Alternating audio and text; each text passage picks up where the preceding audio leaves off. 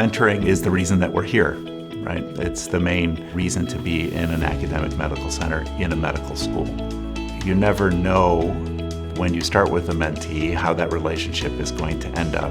You are sort of starting an expedition together into unknown territory. You really don't know what the results of the project are, but it's a fun adventure that you get to go on together. Most of us are motivated to do research because of discovery. We enjoy discovery, and in particular, discovery that improves human health. And of course, the most direct way we can do that is by running our research programs. But indirectly, we can have even a bigger effect by mentoring and teaching the next generation of researchers so that they can go on to make discoveries and, in their own way, improve human health. And so I think by mentoring, we can exponentially increase our impact on a discovery in human health. The best thing for me about being a mentor is seeing my mentee succeed.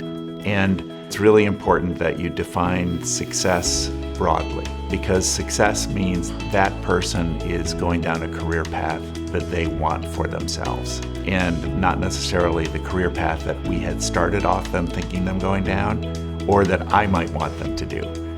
It's tempting to fall into a pattern of thinking that the way I was mentored is the only way to mentor. And I think research has changed a lot over the years. I think students have changed. I think ways of mentoring have changed. And so my students have taught me that I have to be flexible and adaptable, and I have to be open-minded, and I have to be constantly thinking outside the box and finding new ways to mentor that work better.